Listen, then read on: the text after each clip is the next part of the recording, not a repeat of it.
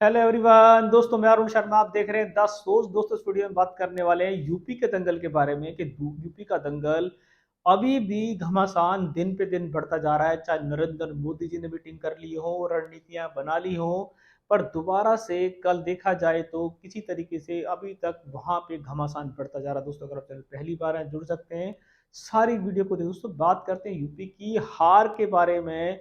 UP की हार क्या हुई कि यूपी की अब बीजेपी पार्टी अंदर से एक तरीके से बगावत का सुर जाग गए, पार्टी बिखरने को तैयार है।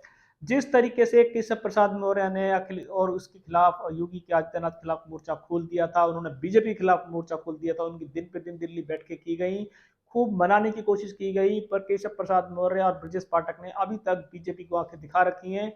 कल की बात कर लेते हैं तो उसमें योगी आदित्यनाथ ने एक बैठक की लखनऊ के अंदर, जहां पे तीनों को शामिल होना था, पर जैसे योगी आदित्यनाथ की एंट्री हुई, केशव प्रसाद मौर्य और ब्रजेश पाठक ने मंच ठुकरा दिया और उनसे आने से पहले ही वो मंच छोड़ के भाग गए। अगर बीजेपी ये कहती है कि बीजेपी में सब कुछ ठीक है, तो ये गुंडागर्दी सरेआम हो रही है कि वो डिप्टी सीएम सीएम का ही सम्मान नहीं कर रहे और बीजेपी के सुर आपस में नहीं मिल रहे। और आगे से लोकसभा चुनाव की जो हार हुई, उपचुनाव की जो हार हुई, और विधानसभा में अब आंकड़े क्या आएंगे, क्योंकि केशव प्रसाद मौर्य खुल के बिगुल बजा चुके हैं और वो योगी का सामना करने को तैयार है। यहाँ तक कि कल उन्होंने योगी की मीटिंग को ठुकरा दिया और इसमें बीजेपी कहती है कि यूपी में सब ठीक है। ऐसा दूर दूर तक नहीं है, क्योंकि कल जिस तरीके से केशव प्रसाद मौर्य मीटिंग में स्टार्ट होने से पहले ही मंच छोड़कर भाग गए, उससे साफ लग रहा है कि नड्डा जी, मोदी जी, अमित जी का जो मंथन रहा था वो केशव प्रसाद मौर्य पे काम नहीं किया। जिस तरीके से केशव प्रसाद मौर्य योगी के खिलाफ खुलकर आ रहे हैं और जिस तरीके से वो बीजेपी संगठन को भी आंखें दिखा रहे हैं, तो क्या वो बीजेपी छोड़ने की तैयारी कर रहे हैं? क्या केशव प्रसाद मौर्य की लगाम बीजेपी के हाथों में नहीं है?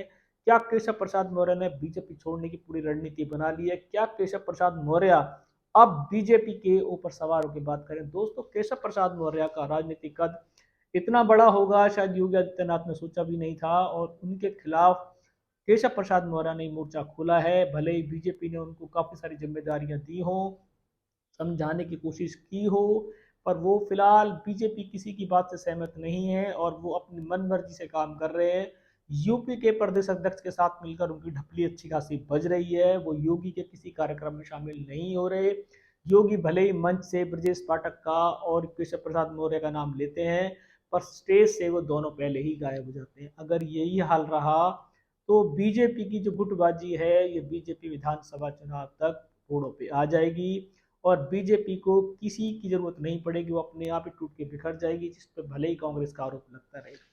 केशव प्रसाद मौर्य अपनी सीट तक नहीं जीत पाए थे जब योगी ने उनका साथ दिया था, और उसके बावजूद भी उनको उप मुख्यमंत्री बनाया गया था। पर कहते हैं कि राजनीति में छोटा कौन बड़ा कौन, उनको आज अपनी बात रखने का अधिकार मिला है और वो सारी बुराई सिर्फ केशव प्रसाद मौर्य योगी की कर रहे हैं।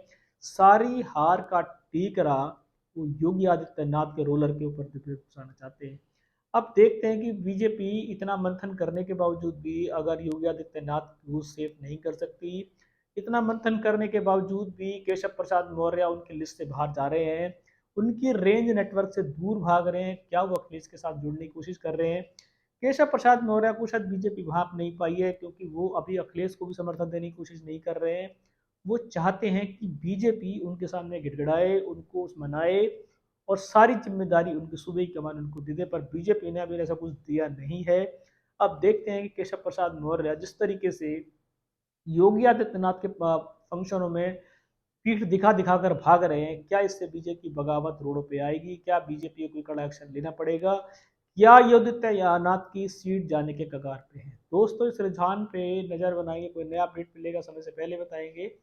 अगर आप चैनल पहली बार हैं जुड़ सकते हैं, सारी वीडियो को देखें। दोस्तों मैं अरुण शर्मा मिलूंगा नई सोच के साथ, तब तक अपना ध्यान रखें।